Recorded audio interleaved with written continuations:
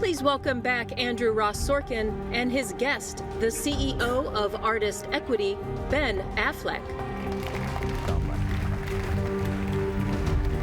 Where am I sitting, man? You're here. All right. Thank you. Thank you. This guy needs no introduction, really, I don't think. Ben Affleck is here, and we're thrilled to have him.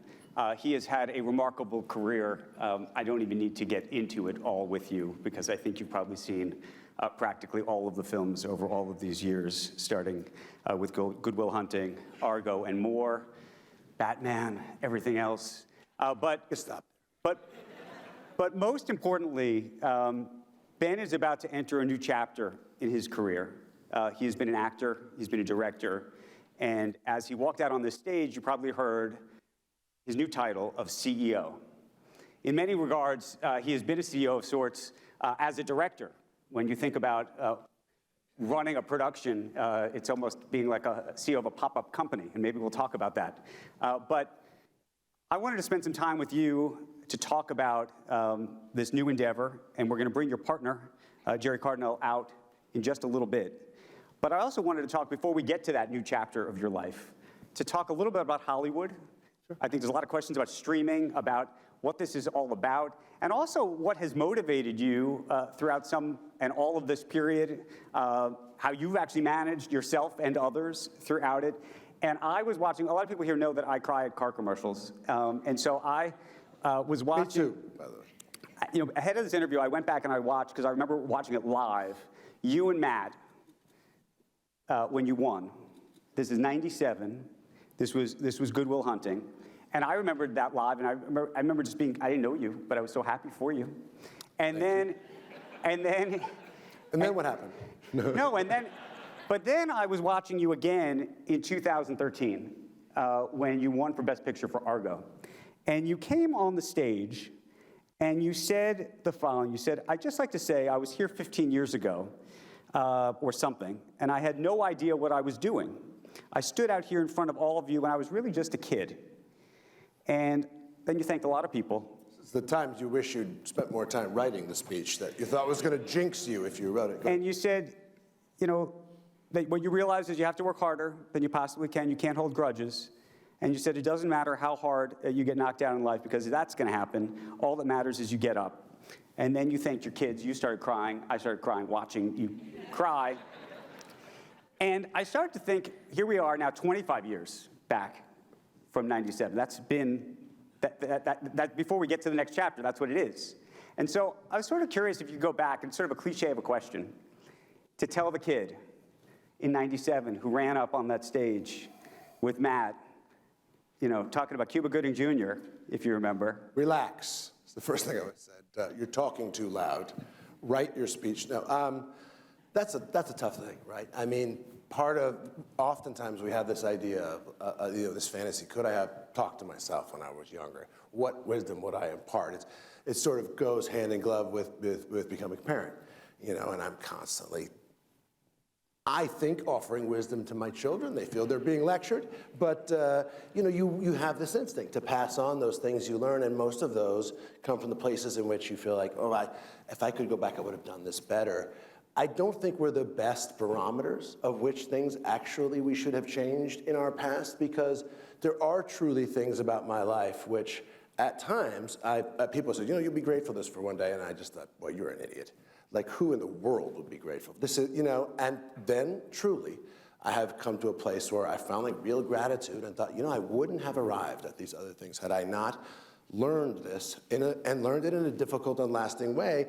And so part of I guess what I would say to myself at that age is just, pay attention, and I actually I look back at time, I thought, God, what a disaster. I was 24 years old. Who wants to see a video of themselves when they were 24? Thank God. I'm just at the generation where we don't carry the shackles of ourselves in high school on Facebook and every thing we've ever posted. But, I probably would have said, allow the ride to happen, pay attention, and make sure. And it's one of the things that I actually did do, pretty much just learn from people smarter than you. There's a certain arrogance in youth that you have to have. Because if you're not a little bit arrogant in the sense that you're totally obtuse, to the idea that you're almost certainly going to fail, and that the whole thing's probably a disaster, and you're probably going to end up accomplishing none of the things that you set out to, you'd never be able to take the risk. Everybody I know who's accomplished stuff in my business looks back and thinks, like, I had no idea. I showed up here thinking I was had something to offer, and I was nobody. And there is a certain sort of denial that you have to cultivate and think, well, I know it's a disaster for everyone else, but this is going to work for me if I follow through with it. And then there is a process that I was helped actually by when I refer to gratitude, which is like, you learn. I've never met anybody I thought was really wise, who I admired, who I didn't see a real humility in. And that humility allows you to gauge your own actions and behavior in a healthy way, whether they're business decisions or personal decisions, and hold them up to a metric. Okay, I'm not sure this is a smart thing to do. I don't know best all the time. I'm capable of making mistakes. And that allows you then to be guided by people smarter than you, to learn from people who are better than you, to really take advice, the kind you can't take in youth, because if you did, you'd never leave the house. And so the growth into that place is filled with both a lot of triumphs that I never imagined and a lot of, really, you lay yourself out there. And every time you do a project, people oftentimes look at, oh, well, you were an alcoholic and you had to recover, or you got divorced. Well, a lot of people deal with that stuff. It's actually not what defines you, right? We have personal difficulties and things we overcome. The thing that really defines you is ultimately, who you want to be, which is in my case, principally a father. That's the most important thing in the world to me.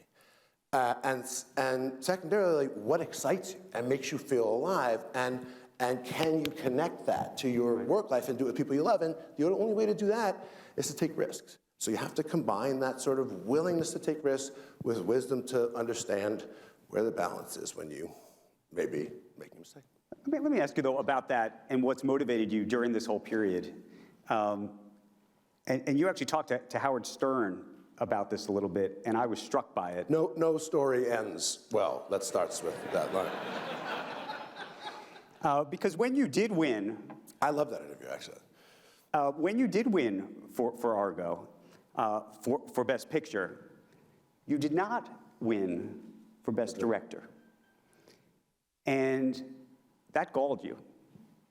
It did gall me, but it galled me a lot less than things that had galled me earlier. I became very popular and hot and cool, and I really thought, I must be very cool. People laugh at the things I say. I must be so much more charming, you know what I mean? People are interested in talking to me. And then I hit this tremendous cold headwind and learned what it was like to be very uncool very fast. So I was able to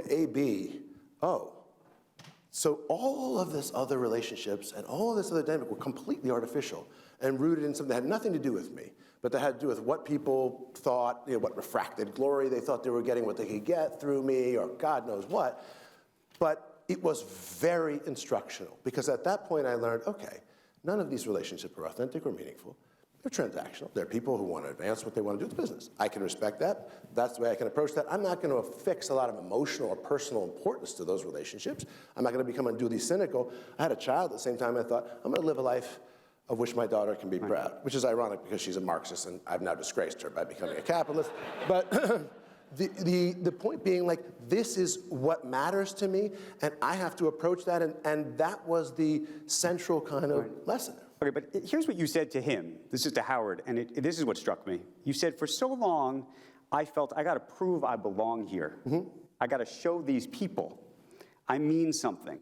Exactly. I'm worth something. And that's what struck me, because I think a lot of us we're all not movie stars like you. And the fact... He's a star. The fact... Look at that. That's the first key of startup. I'm really nobody. I don't know what all this attention is. All these cameras, what are you all doing here? I don't... But speak to it, because here you are. I will. It's like, you're right. I thought that, I really got burned because I hurt my feelings so much because I subscribed to this. I thought, they really like me. I really am great. And it became important to me to get that attention and that reward. And also it was withheld a little bit. Well, he's popular, but he's not talented. Well, he's kind of insubstantial. He's a dilettante. Well, he's, all of this stuff that we get as public figures that gets feedback to us. Some of it's negative. Now it's more so. And then when I failed, and I found people sort of celebrating that failure and rooting for that failure and go, this guy's talentless and vapid. And some of the stuff that was written about me, like 2004, it sort of still takes my breath away in its venality and cruelty. And I think, you don't even know me, man. Like, I wouldn't hate somebody who broke into my house this much. But I did feel as though, like, okay, and now I've lost everything. So I have to make it again in this business. But not only have to do that, I have to do it with the headwind of not just being anonymous, but being uncool. Like, it's not that you haven't heard of him. You've heard of him, you just don't want him, which makes it very hard. So going back and being a director and proving myself, and that is what drove 10 years of my life. I'm gonna prove myself every fucking day to every person who didn't believe in me, and I'm gonna work. I may not be, maybe I'm not talented. Maybe I'm stupid and worthless and meaningless, but I can work harder than anybody. And I did that for a long time. And I did well. I found out, I am talented. And what I learned was I don't need to have, I really learned the best lesson of my life in this capacity, which is not to use external approbation as the metric for whether or not you're worth something, whether or not you're good at it, but to actually genuinely develop your own criteria. Have I met my own expectations for myself? Have I done what I set out to do? Have I failed? Because the truth is, we all know the answer to that. Even when we succeed, it wasn't as good as I wanted it to be.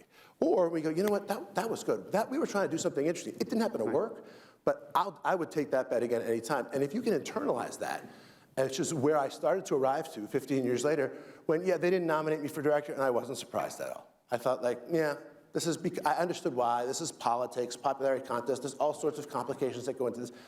But the truth is, I also got to a point where, and this is no disrespect to the Oscars or anything else, but it's not, those are subjective, external popularity contests voted on by groups of people, and that's not, I can't affix and hinge my happiness on, like, all of you guys loving me.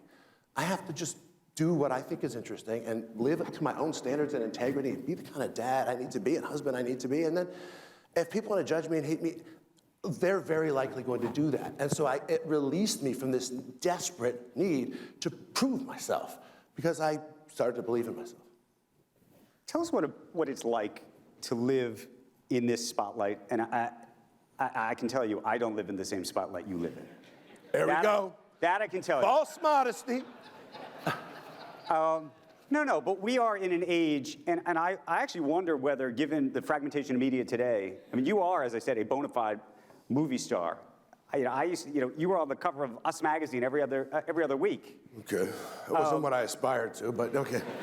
But no, I know what you mean. The truth is, I hear this a lot of times. They don't make it like they used to. Where are the stars? The actors haven't gotten more interesting. They've gotten better. They're extraordinary, gifted people working in entertainment today. What's happened is that the media space has become much, much more diffuse.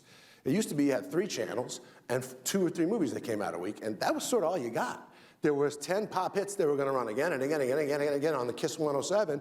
And so we actually had a very narrow, it was the dial-up equivalent of today's media landscape. You had a 400 baud modem, and that was what you were gonna get in terms of stars. And then the people who were investing in those movies, and I've been there, even when they were like, the movie's shit, they still had to bump $40 million into investing in you in the movie because they were on the hook. So there was more of a, hey, we're in this together. It wasn't the old studio system where they were sort of like covering for Rock Hudson or whatever else, that kind of stuff. But it was the sort of, we've become connected to this person. Now, because of the democratization of access to entertainers, like my kids don't know who movie stars are. Mostly it's YouTubers or it's everybody's got a sort of personalized, curated celebrity, which means that some people view it as having cheapened celebrity. I'm not sure that celebrity itself was ever valuable in that sort of, virtuous sense. But what it has done is made it harder so that it's made being celebrity more meaningful. So as I go into business, doing this artist equity company as the second half of my life and my kind of mission here, one of the things I wanted to pursue was information and using technology to help sort of get some of the data that the streamers and the studios keep pretty opaque and shield, because they don't want to share. It obviously puts them in an advantaged position. They don't have to share their failures and they don't have to share their successes so that people don't ask for more once they've made you a lot of money. And that's been very frustrating. So doing a lot of that research, what I've found is this really curious thing, which is that the people who are most well-known, by and large, with some exceptions, there's Taylor Swift or there's Harry Styles, there's a few people who have punched through, but mostly they're quite a bit older than they were our age. And you see Netflix now, the biggest movies on Christmas are these kind of early aughts stars. Right. And everyone goes, oh, but they had a level of awareness then that is much bigger than your sort of person on a TV show does now, because there's just so much to see. And so there's a lot of investment that's gone into a lot of people my age, around that age. So you have my wife, who's 53, the most famous, admired, spectacular women in the world. There weren't 53-year-old, effective, she plays ingenues, you know what I mean, stars in the 1940s and 50s. That was it, you know what I mean? And they weren't really for men. Paul Newman was kind of old at 37. You know, you read about Newman at 37, 38, they were like, well, as you move on to the sunset of your life, Paul, after Towering Inferno. And now, because people are familiar, much more familiar with this group of people, they've kept that name recognition in a marketplace that is so diffuse, where it's more and more and more valuable to be able to attract eyeballs, to be able to get attention, to be able to get the consumer to watch you. It's not just the shelf space on Saks anymore, right? And if you're on the shelf, there's 6 shoes, so they're gonna buy from those 6 shoes. It's the whole world. And so how do you get people to pay attention to your shoes? That's become much more meaningful. So I want to bring Gerry out in just a moment, but let me just ask you about celebrity and the value of the celebrity. So you have it, but I think you've also lived in a complicated place in your mind and brain over all these years because of it. I'm not built to be famous. I don't like it, you can keep it. I really have not gotten any benefit from it other than, I've gotten out of some speeding tickets and some restaurant reservations, and I don't wait in line at Disneyland, which may in fact be worth it if you've ever waited 5 hours to take a 3-minute ride. But other than that, I'm not somebody, and I have no judgment around this, a lot of performers kind of inherently, because nobody wants to play to an empty house, right? They want to have that attention. Part of it's a tree falling in the woods. If you are an artist, you want to have the audience experience your art. You're trying to generate empathy and move people. Well, if no one's there, so attention, people often conflate it with narcissism and solipsism and self-absorption. It's not really. What it is I'm somebody who wants to express something to people very profoundly, so all people there to respond to that. And that is sort of becomes a part of fame. And now fame has segued into this sort of desire to see behind the curtain, and we want to see behind the curtain, behind the curtain, behind the curtain. And the truth is, behind the curtain is more boring, and behind the curtain is more boring. It takes a lot of work and energy and dedication of a lot of people to create this illusion for 2 hours of something really interesting and captivating. The real people are not that interesting. They're just really not. They're just real people. And so celebrity itself, the attention in and of itself is not valuable to me personally at all. I'm shy, I don't want to tell people things. I've been criticized so often in my life and mischaracterized and misquoted and characterized in a way that makes me feel uncomfortable. And maybe sometimes it was fair and I just didn't want to accept it. And sometimes it wasn't fair. And the truth is, even when they write something good, I just think like, oh, I don't want to talk about this. I do not even love being here. But this is a part of the gig, and I've done it a lot. Because I don't seek the approbation, I don't get any satisfaction from that. All I can get is this sort of crummy feeling of like, well, I guess that didn't go over that well. So what I'd like to be able to do is my job and not have to do that celebrity part. Right. That's part of what I'm doing now. Real quick, we're going to be seeing Mark Zuckerberg in a little bit. I understand that, yes. And why are all the Justice Department people here today? I don't know. And also the CEO of TikTok. Do you spend any time yourself on social media? I don't. Do you scroll? Do you doom scroll? I actually don't, not because of any purity of, I'm interested in the most shallow and, goofy things in the world. That's not, I don't have any pretense. Mostly, I just don't really want to see myself come up, like dropping a, box of donuts and go like, well, I'm an idiot. And I also find that there's something healthy for me about like getting away from that. It does sort of start to feel like Narcissus in the pool, this sort of snake eating its tail of, I go out and live my life and I stare at my life and I live my life and then that becomes your life and people go, yeah, I go listen to news, I'm on Instagram. I think like, but my kids love it. People I know love it. My wife is, I think, the best in the world at understanding it. And she has really taught me a great deal about it because I did used to think like, I can't even deal with this. And then I thought like, she said, well, you may be thinking about this in an oversimplified way. And I said, what do you mean? I'm right about everything. And I was totally wrong. And sort of said like, look, this is a business. This is the way it works. This is what's effective. This is how you can gauge what's of interest to people. And it's I wouldn't confuse it for, I'm not talking about my wife. Broadly speaking, social media, my issue with it, and people have explored this, is that it prizes authenticity but cultivates inauthenticity. In other words, it asks you to put up an advertisement of your life, and people naturally hold it up in comparison against the authentic version of their own life. And against which one is necessarily going to feel a little bit, oh, I wish I was in Bali. I'm not living my best life. They're so happy. And you call them on the phone, and your friend's like, I don't know, we're getting divorced. I'm kind of depressed. And it's like, what do you mean? I just saw you with the coconut thing. And so that makes it confusing. And there is some issue with social media, I think, in adolescents, particularly adolescent girls. My children are adolescent girls. So I think one has to be cautious and judicious. My son has a lot of profanity that he brings to me from the YouTube, and he's 10. Where did you hear that? Yes, okay, I know, you're right, But it also is, it's part of the culture now. It's the way we communicate to one another now. It's part of life. And so the question is not like good or bad. The question is, how do we deal with it? That's the first chapter of your life. Okay. You told me that you are now starting a second chapter that's not about acting and directing, though you may do some of that, but is really about being a CEO of a whole new production company. I want to bring Gerry out, if we could. Finally, because Gerry, it's going to get good. Come on out here. Gerry Cardinale is here. He is Ben's, I don't know if I'm going to lose my mic there. He is Ben's partner in all of this. And Gerry has his own remarkable career and has been involved in so many different projects. He has partnered with The Rock. He is behind Top Gun with the most recent film. I mean, the list goes on and on and on. And a lot of other very dull private equity investments that have proved very. But so let's. I'm going to start with Ben on this, and then let's try to get into how this happened. Where were you in your career, and what got you to say to yourself, okay, I'm not doing that anymore. I'm doing something totally different. In brief, I had always had an ambition to be part of the voice that creates the arts that I participated in. And over 30 years, I'd seen how it worked, what was efficient and what was really inefficient, and who was being rewarded, who was being prized, who wasn't. And I began to have an increasing sense, due to my experience and taste, that I could do this better, and I actually have an ambition and would like to be doing this. I always wanted to run a studio, but the studios always seemed a little bit not exactly right. But what I wanted to do was sort of change things and reinvent things. And I had met Gerry 25 years ago and got to know, and he was at Goldman at the time, and he was one of these guys I met in the course of raising money. We were doing Project Greenlight and go around, raising some money, and I thought, this is a really smart, interesting, risk-taking, different guy.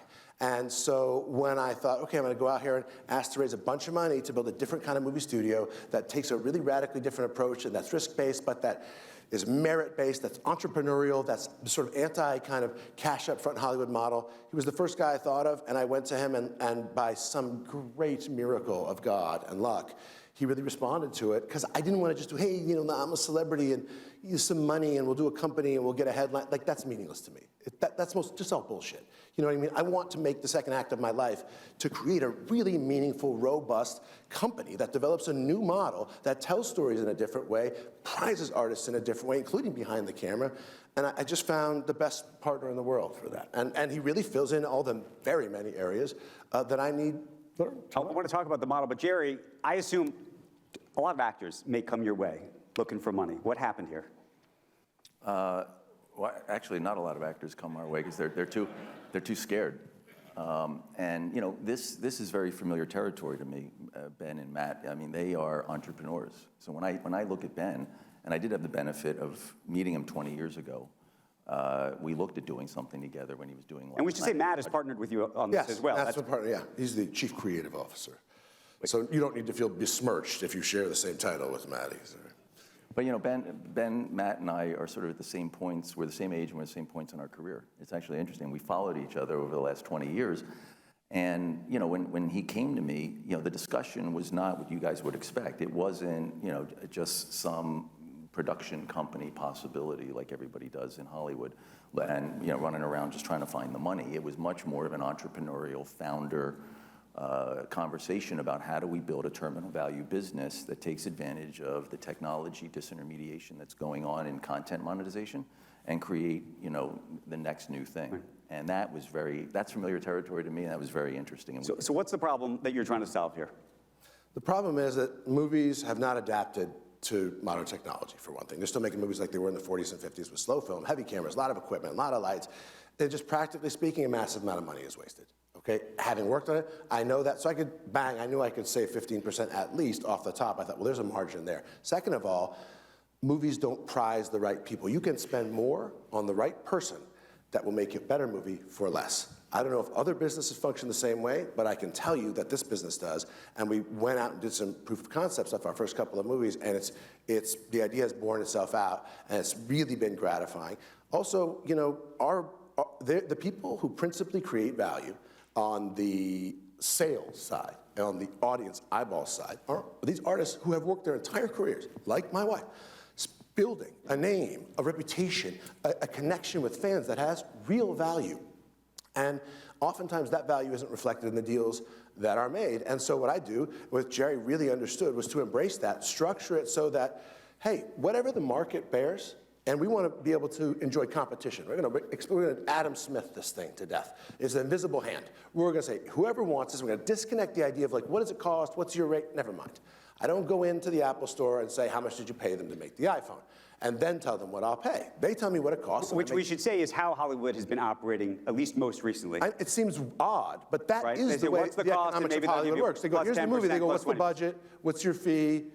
Well, they may in fact be getting an enormous bargain there, because as it turns out, if you disconnect those two things and you hold that project up and you offer it to multiple bidders, you will actually, water will seek its own level, and you'll find out what the value is, at least according to the 6 or 7 people in the C-suite who make those kinds of decisions based on the algorithms they have and the data they have from their users. Interestingly, sometimes those values are different according to the different agendas those companies have and priorities, but at least you get a healthy reflection of that, and then whether we do that before or after we make the movie, if we finance it, sell it after, or we sell it first, that money is distributed in an equitable way, both to the people who generate that, being stars, directors, writers, as well as, you know, we have a significant chunk that goes to the technicians who we hire, who we want to pay more than they've ever made, because we understand how critical they are, and that they've really criminally been underpaid, the really great ones.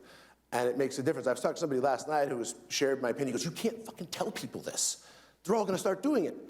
Yes, well, that's not a terrible thing, you know? I mean, Gerry, help us with this, though. We're in a period of time where, and we're going to talk to Reed Hastings about this a little bit later, this sort of Netflix correction. Everybody had been chasing what some people describe as a fever dream, and there's a question about how much these companies are going to be willing to pay for content in the future, how much content and volume of content they're going to be buying, and what that looks like. Look, I mean, the first wave of streaming, first of all, I'd say technologies and the disintermediation it creates is a wonderful thing. It's the great democratizer and it's the great rejuvenator. So we embrace it.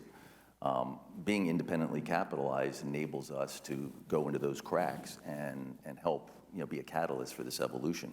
The first wave of streaming was about volume, right? And I think the linear guys woke up after they saw what Netflix did, and then they put the gates back up, right? But it was a little too late.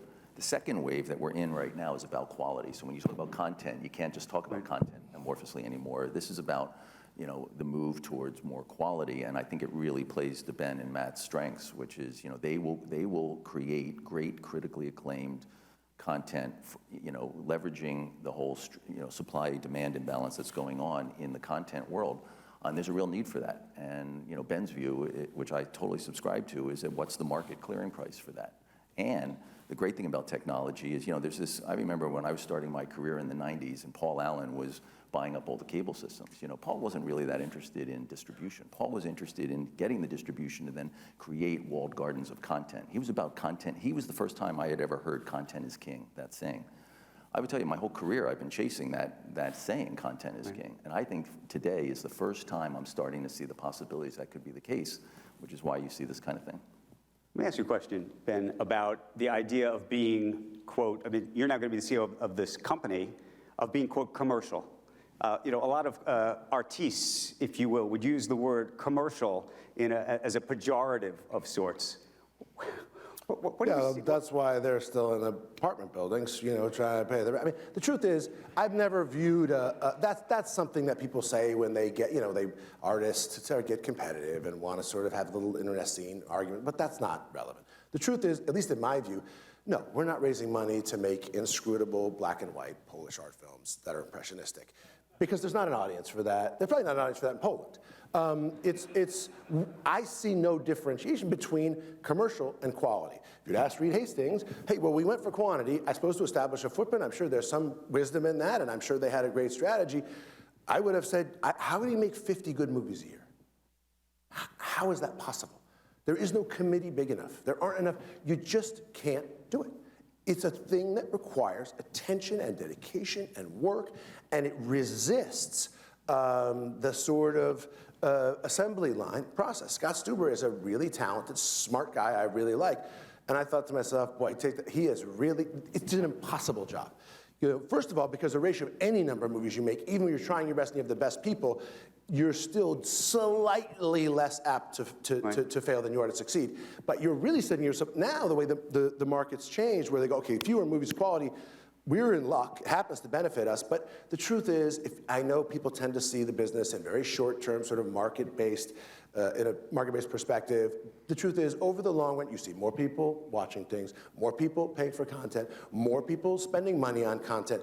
So that's the direction of the audience that it's going. How it is that they get it, how it is that they pay for it, whether the subscriber model is one that will ultimately exist long-term. What people are going to do is seek out content. I'm of the belief that if you continue to endeavor at your highest priority, no matter what, is to do something good, that more or less is commercial. It doesn't mean I'm obtuse to ideas like, okay, well, look, there's a bigger audience for action movies than there is for small dramas. I would not have $120 million for Armageddon and $18 million for Good Will Hunting. I sort of get that, you know, because certain genres play more broadly. You can't be not mindful of that, but you also, any of those genres of movies can be better. That would be my argument. But let's do a good one. Let's make it smart. Let's have it be interesting. Let's surprise the audience. Let's make them care about it. I know you can get people to watch people shooting each other and things blowing up because they're stoned and it's 2 in the morning and they're flipping through Netflix. But let's aim a little higher than that. You know what I mean? Let's try to find something that people remember 20 years later, because that is what makes this business so much bigger optically. Why people talk about Hollywood so much more than they talk about Walmart. Walmart has 6% of the American workforce. It's gigantic. It doesn't show up in the papers every day, though. You know what I mean? It's not, this is the thing, this is our biggest export, our culture, what we believe in, how we tell stories. Storytelling is the way people learn to communicate. It's probably how, you know, Neanderthals became Homo sapiens. Really, truly, the ability to communicate with one another meant, well, we'll just gang up on the Neanderthals because now we have names for each other and we can organize and got rid of the other guys. I do want to open up for questions, and there's a whole bunch of people leading entertainment companies and who have led entertainment companies in the room. I see my friend Matt Blank, who ran AMC and Showtime, and Len Amato from HBO Films over the years, and so many others. If you have a question, please raise your hand. But I want to ask you about windowing and the idea of these big films and the idea of whether a, quote, an adult film, not that kind of an adult film, works anymore in the theater, and whether it requires that window or whether all that lives in a streaming universe.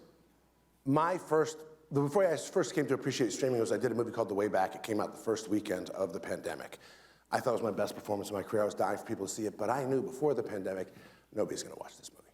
Nobody's gonna come out of their house on Friday night to go see the movie about the alcoholic whose kid died, because it's just not the kind of thing that grabs you with that urgency to get you out there. And if the theatrical model is going to function based on urgency and need to see this weekend, it doesn't fit that. But I was really happy when they made the decision to jam it right on streaming. We had a captive audience, you know, and I got more emails and people like just empirically. I thought, wow, it's really nice for it to be seen. You want to have your work seen. Nobody in the entertainment world wants to play to an empty house. I don't care what they tell you. So the truth is, you want it to be seen. Now, there's ways, we're looking at different platforms. Also, nobody wants their movie to be watched on a phone, right? So, yeah, different platforms are suitable for different entertainment. We have to view entertainment in the context of how are people seeing it, what does it cost, what's the audience for that, while still maintaining a standard of quality along each of those lines. So to be sort of obtuse to that and just go, well, it's gotta be theatrical no matter what it is, for better or for worse, and hey, maybe you're right, but I can tell you is, they're going to nod their heads, and when you leave, they're going to go, this idiot doesn't know what he's talking. And you're just going to find no purchase. But if you sit down and say, I understand that the market for this is this shaped. Let's try to galvanize. Let's market less expensively. Let's use technology to do targeted marketing. Let's create an event around this, because a lot of research does indicate that a successful theatrical run leads to a bigger streaming run. And they're all looking at this, and these companies, and weighing that now. I would say the truth is, we're going to have to be flexible and adapt and be wise. I'm looking to see if there's any questions. I know Steve Moscow from Village Roadshow and formerly of Sony was up there as well before. I see, oh, there's Jacob Weisberg, runs Pushkin, formerly of Slate, one of the early pioneers of all sorts of forms of journalism and now podcasts. Thanks, Andrew. Hi, Gerry. Congratulations. This is great. Great to see you. A premise of what you're doing is that artists and creators should have a long-term stake in what they do, not just get paid once. Yes. Those aren't the deals that have been happening. There are 3 big talent agencies that sit in the middle of all those deals. So the question is about them. Are they failing to represent their client's interest, or are there some other misalignment of incentives, short-term, long-term? There is a misalignment of incentives. It's not the agencies. The agencies are doing a great job. They're prohibited from producing. They're trying to do the best deals for their clients. The movies we've made, when we brought to the agents, they've all said, terrific, this is fabulous, we love it, do it. We argue, debate, because we come to them with a higher number than they've got. We start there. But we say, guess what? You're going to have more responsibility, more of a say, and you're going to get paid better, and you're going to be accountable. This runs over. It's your money, too. So we have a pool of money as part of the salary that says, hey, man, so there's no, like, we don't shoot before lunch. There's no, because the incentive misalignment is not with the agencies. It's with the financiers. This business has never incentivized and made congruent the interest of the artists and the people financing it. Does this help the unions or not? Has nothing to do with the unions. We're going to pay well in excess of union wages. We're going to pay people. That's not an issue. The incentive is, I make a deal as an actor, I get X million dollars. You make a deal as a director, you get X million dollars. One of the things that happened was taking away back-end participation in all forms was extremely unwise. Because now I don't give a shit how you do, how much money you spend. Do you really want to have partners holding the stick, especially in companies where oftentimes the people running them have no idea what the mechanics are and how they're working, so they get a call. You want it to be big? You want it to look cool? We got to go to Prague. No, we got to go back to Prague for 2 weeks. It's $4 more million. Okay. Because they don't want to say no to the star. I guess we're going to Prague. Now we're going to Prague because the director wants to go to Prague. Because no one wants to get on the phone and go, why are we going to Prague to shoot inside an apartment building when we could be in Sherman Oaks? It doesn't, those conversations don't even happen. And the actors don't care, and the stars don't care, and the crew doesn't care, because the cinematographer goes, hey, I don't give a shit. It's Apple. I pay too much for my iPhone. You guys are worth $3 trillion. This is my rate. These are the people I want with them. This is their rate. I want the crane on the show the whole time. I want 15 10Ks. You want 15 10Ks? You want arc lights? They've been used those for 18 years. We might need them, And I got to have a trailer, and my trailer's over here. And so everyone's interested. And if we shoot more days, it's maybe a minor increase in our possibility for success. It doesn't hurt us. My incentive is to get you to spend as much money as possible. That's it. That's a disaster. Instead, we go, you're going to get everything. You're going to get more than you would get. You're going to be responsible for this. But we have to spend more. And you can opt to say, I'm going to peel some of this off because I like this actor. I want to spend more to get that. I've been talking to the director, and I want to do another week. We're going to spend more on that. Or you guys cruise through it, and it's great, and you're a week short, keep it. I will say Jacob really asked the seminal question. It's not about one component in the value chain, like the agents. The whole arbitrage here is transitioning intellectual property monetization from an agent culture to a principal culture. And that's what our kind of capital and the way we think about building companies in partnership with the true content creators is all about. Now, what you're seeing today, which is so interesting to me, first time I've seen it really in my career, but we've been doing it iteratively with LeBron and Maverick and Dwayne and Danny and now Ben and Matt, is intellectual property. See how he just reels off those first names. Those are his partners. But the individual now is intellectual property. And we did it with the collective players of the NFL and Major League Baseball in one team, but it's the same theme. So what you're seeing now is certain entrepreneurial talent like Ben and Matt raise their hand and they say, well, wait a minute, why? It's the same thing George Steinbrenner said to me back when we created Yes 20-something years ago. Why am I getting paid a fee when I'm the guy that puts all the money and all the risk on the field to provide a quality I hate product? it when he brings up the Yankees, but go ahead. Final question. Andy Jassy from Amazon is going to be here in just a moment. And your first film went to Amazon. It did. It's going to be coming out when? In the spring. And it's a business movie. It is. I kind of chosen originally in part because it mirrors many of the themes that we're working with around kind of the way we look at celebrity. It's about Michael Jordan signing with Nike. And it's about the compensation. And it's about the company having to come to terms with how is it going to compensate him, and what the deal created, and how it changed marketing. And it's an underdog story, it's a hero story, it's funny, and Viola Davis, and Chris Tucker, and Jason Bateman, and Matt Damon, and are all great. And then I think First time you directed Matt, too. it is the first time I direct. I mean, in a movie. It's been the rest of my life. You guys never paid a gas bill. You know what I mean? It's like you directed him to take out the garbage, but it's the first time he listened to me.